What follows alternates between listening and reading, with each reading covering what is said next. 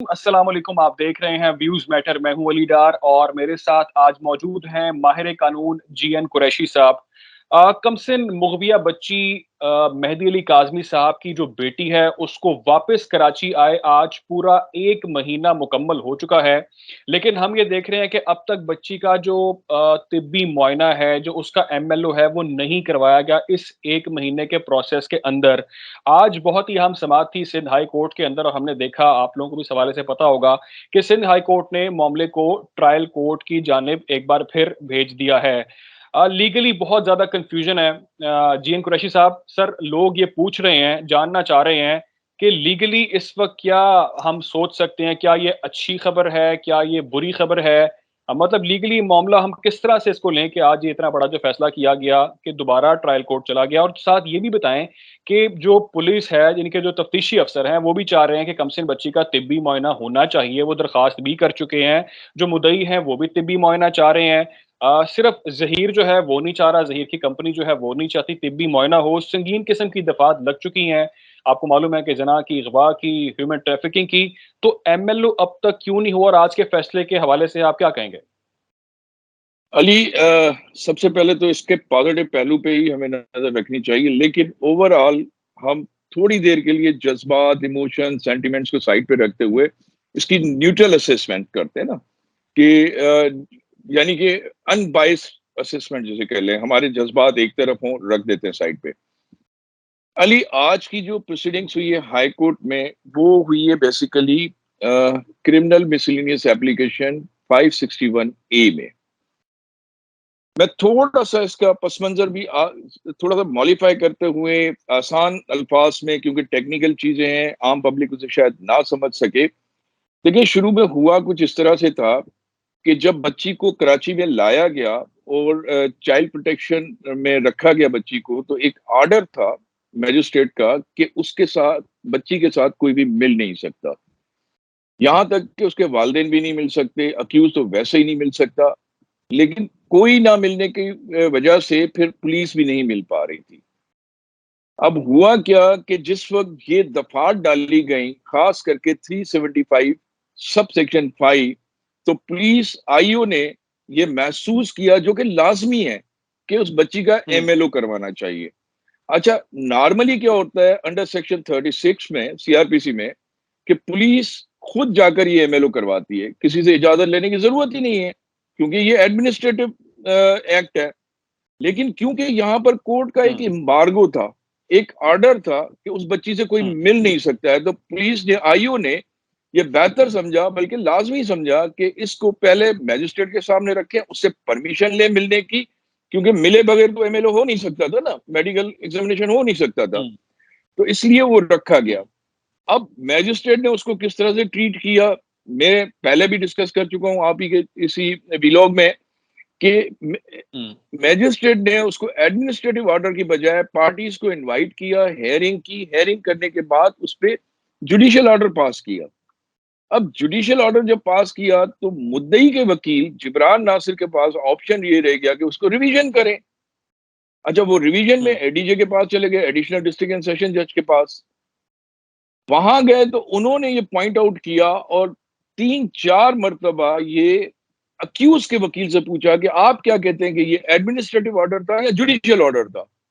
पहले 2-3 मरतबा तो वो कहते रहे जुडिशियल ऑर्डर था, लेकिन बाद में उन्होंने कहा कि नहीं सर, ये एडमिनिस्ट्रेटिव ऑर्डर था। ऐसे लग रहा था कि बार बार चांस दिया जा रहा था। बहरहाल उस चीज को हम नहीं टच कर रहे हैं।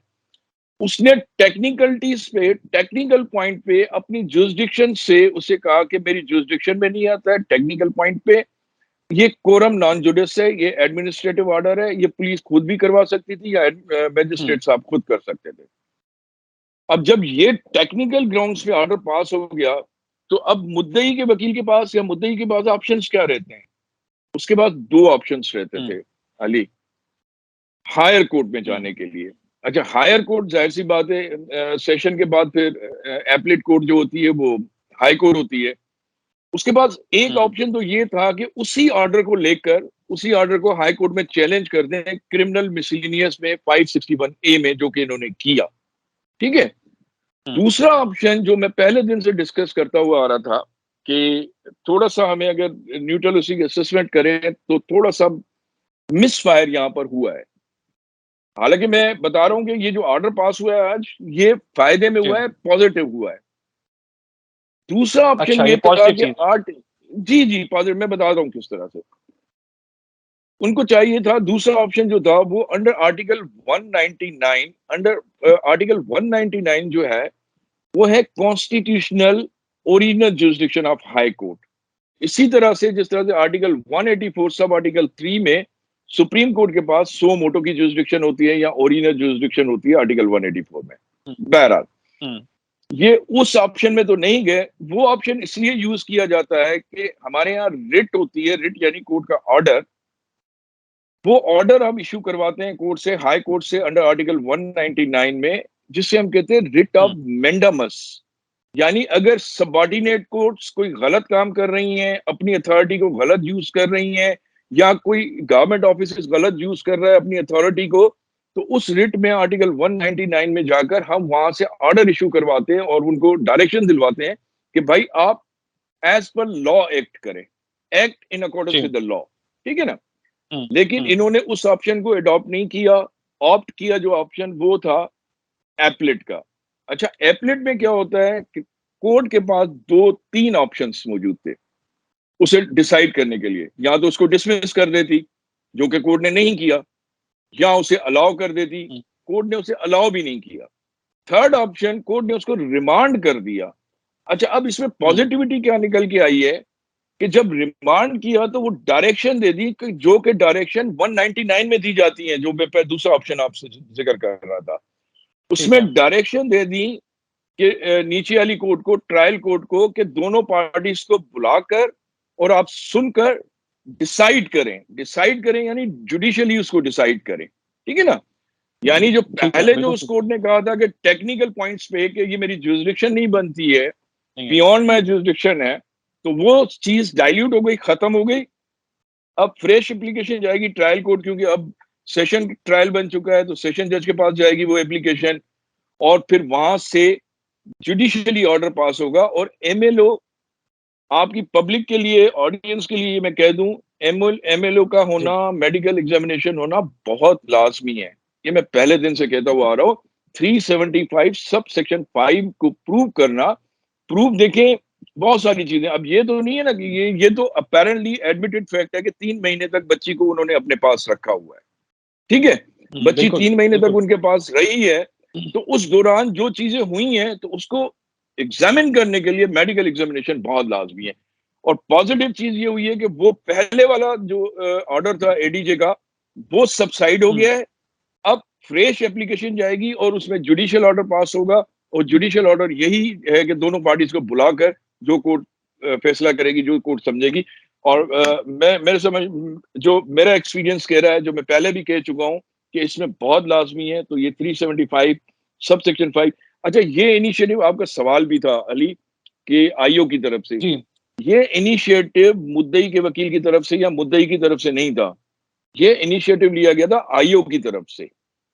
आईओ बिल्कुल, ने, बिल्कुल, देखिए इन्वेस्टिगेटिंग ऑफिसर है, उसकी इन्वेस्टिगेशन इम्पार्शियल होनी चाहिए, शफाफ होनी चाहिए, क्रिस्टल क्लियर होनी चाहिए।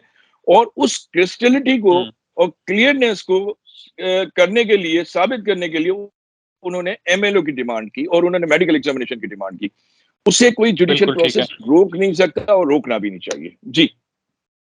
ठीक है। सर, एक और बहुत ही अहम सवाल वो ये है कि हम देख रहे हैं कि मुल्ज़िमान को बेल फिर मिल गई है। वो जिस तरह से भी मिली, हालात ने दी, क्या हुआ, बारिश हो गई, कभी कुछ हो गया, लेकिन बेल मिल रही है, उनको टाइम गेन का जो मामला है वो हो रहा है। कुछ लोग ये बात कर रहे हैं कि इस दौरान अगर इस पूरे जिस तरह से टाल-मटोल से मामला चल रहा है, जो टाइम गेन किया जा रहा है, जो कमसिन बच्ची है उसकी उम्र 16 साल तक पहुँच सकती है। जब 16 साल तक पहुँच जाएगी तो मामला कुछ बदल जाएँगे या इस पर असर पड़ सकता है केस पर। क्या समझते हैं आप, अगर 16 साल तक उम्र हो जाए तो क्या होता है? अच्छा अली, सबसे पहले तो मैं आपको बता दूं कि ये बेल के हवाले से जो आप बात कह रहे हैं, पहली बात तो बेल नहीं है, ये इंटरिम बेल है। इंटरिम बेल है इंटरिम कि बेल है, एक बिल्कुल। टाइम पीरियड के लिए आपको, जी जी, टाइम पीरियड के लिए श्योरिटी देकर आपने कोर्ट को ये बावर करवाया है कि हम कहीं नहीं भागेंगे, और ना ही कोर्ट के किसी प्रोसीडिंग्स को जो है ना हम इंटरफेयर करेंगे, ना ही इन्वेस्टिगेशन को इंटरफेयर करके इन्वेस्टिगेशन से कोऑपरेट करेंगे। ये बाकायदा ऑर्डर में लिखा हुआ होता है इंटरिम बेल की।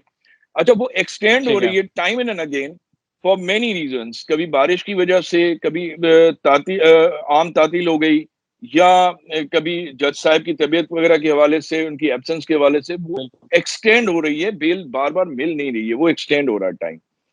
अच्छा, एक्सटेंड ये हो रहा है, अब बिल्कुल। 26 को है जी।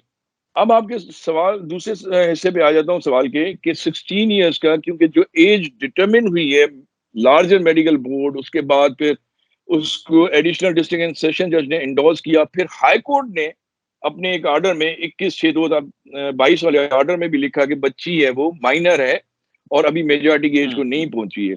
अब सवाल ये आता है, जो इतना मैटर ट्रायल शुरू होने से पहले ही इतना लिंगर ऑन कर गया है और टाइम जाया होता जा रहा है, हुँ, टाइम वेस्ट होता जा रहा है, rather I would call it, कि इसमें अगर वो बच्ची 16 इयर्स को पहुंच जाती है फिर क्या होगा?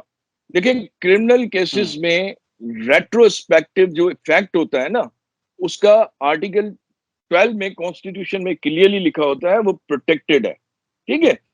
Let's see, hmm, let's say for the sake of the arguments, एक ऑफेंस आज हुआ है, उसकी पनिशमेंट है 7 हुँ, साल। कल कोई हुँ, नया कानून आ जाता है, या कोई ऐसी चीज आ जाती है जिससे उसकी सजा कम करके 2 साल रखी जाती है, लेकिन हुँ, क्योंकि ऑफेंस आज हुआ है, वो कानून दूसरे दिन बना है, तो उसको सजा उस दिन के हवाले से होगी जिस दिन ऑफेंस हुआ है। तो ऑफेंस जिस वक्त हुआ है, किडनैपिंग जो हुई है, वो 15 इयर्स की एज में हुई है, वो रेट्रोस्पेक्टिवली उसका इफेक्ट नहीं जाएगा, भले 16 ईयर हो जाए, 17 ईयर हो जाए, 18 ईयर हो जाए, उसे कंप्लीट बिल्कुल, ट्रायल से अक्यूज को गुजरना पड़ेगा, क्योंकि उसने जिस वक्त ऑफेंस किया था उस वक्त बच्ची की एज 15 इयर्स थी। ठीक है? अब आ जाते हैं बिल्कुल। कि 16 इयर्स के बाद, अभी तो हम कह रहे हैं ना कि वो निकाह जो है, वो शादी जो है, वो इनवैलिड है, हुँ, इनलीगल नहीं हुँ, है, इनवैलिड है। पंजाब हुँ, में 16 इयर्स पे की एज में वो वैलिडिटी की तरफ चली जाएगी, सिंध में 18 इयर्स में। हुँ, इसीलिए मैं कह रहा हूं कि देखिए, टाइम बड़ा मैटर करता है। उस जी, शादी को फिर, जो आज हम बात कर रहे हैं कि आज बच्ची की स्टेटमेंट की कोई वैल्यू नहीं है एज फार एज शादी इज कंसर्न, 16 इयर्स की एज को जब बच्ची पहुंच जाएगी, फिर उसकी स्टेटमेंट की वैल्यू भी होगी। ट्रायल उसके ऊपर बिल्कुल चलता ठीक। रहेगा, अक्यूज के ऊपर, हुँ, क्योंकि उसने किडनैपिंग की है। लेकिन शादी हुँ, उसने मुजरिम से की है, किसी गलत बंदे से की है, लेकिन उसकी स्टेटमेंट की वैल्यू रहेगी। बच्ची की स्टेटमेंट की 16 साल के बाद पंजाब में, 18 इयर्स के बाद यहाँ पर। तो अली, मैं अक्सर एक बात किया करता हूँ कि देखिए, जिब्रान नासिर है, मैं थोड़ा सा प्रोफेसर काइंड ऑफ पर्सन है, वो किताबों के हिसाब से हुँ, चलते हैं, चलना चाहिए किताबों के, क्योंकि you can't go beyond the lines ना, you have to follow the right. Lines जो कि कानून में दी हुँ, हुई है। कभी कभी हमें अहमद शेख जट जैसे वकील भी चाहिए, जो कि कानून को नजर में रखते हुए ट्रबल शूटर्स होते हैं। तो टाइम बड़ा मैटर हुँ, करता है। ऑप्शंस जो हमारे पास लिमिटेड ऑप्शंस होते हैं, उन लिमिटेड ऑप्शंस में हमें डिसीजन लेना होता है कि किस ऑप्शन को ऑप्ट करें। अगर आपको याद हो कि पिछली मरतबा जो हमने वीलॉग किया था, तो मेरे पास परसेप्शन, या जो इम्प्रेशन मेरे पास था, वो यही था कि ये ओरिजिनल जुरिसडिक्शन में, कॉन्स्टिट्यूशनल ओरिजिनल जुरिसडिक्शन में अंडर आर्टिकल 199 में गए हुए हैं। क्योंकि उसमें मुझे ये तो कंफर्मेशन हुँ, होती ना कि मुझे डायरेक्शन दी जाएंगी। डायरेक्शन कुछ भी हो सकती जी, है। डी, ये तो मैं कह रहा हूँ कि आप फेवर हुई है, पॉजिटिव आज डिसीजन आया है। ये वरना क्रिमिनल हुँ, डिसमिस हो सकती थी या अलाउ हो सकती थी। डिसमिस भी नहीं हुई, ठीक। हुँ। अलाउ भी नहीं की, ऑफ किए जज साहब ने विद डायरेक्शंस कि आप इसको अफ्रेश सुना जाए जी। बिल्कुल ठीक है। हमारे साथ माहिर कानून जीएन कुरैशी साहब मौजूद थे और बहुत सारी जो लीगल कन्फ्यूजन्स थी, जो मैं और आप शायद नहीं समझ पाते, जिनको जीएन कुरैशी साहब बड़ी टेक्निकल अपनी नज़र से देखते हैं। उन्होंने ये बताया कि इस मामले के अंदर जो कन्फ्यूजन है, वो किस तरह से हमने सॉल्व की है। वो ये कि इस मामले को अगर अदालत चाहती, तो डिसमिस भी कर सकती थी, लेकिन अदालत ने इसके ऊपर जो है, वो सही स्टेप लिया और इसके ऊपर अब मुकम्मल तौर पे इन्वेस्टिगेशन के हवाले से जो प्रोसेस है, वो पूरा चलेगा और जो दलाइल दिए जाएँगे अदालत के अंदर, उसके अंदर मुस्बत खबर भी सामने आ सकती है। हम कोशिश करेंगे कि साम केस के हवाले से आप लोगों को इस तरह ही अपडेट रखा जाए। ख़्याल रखें, दुआ में याद रखें। अल्लाह हाफ़िज़।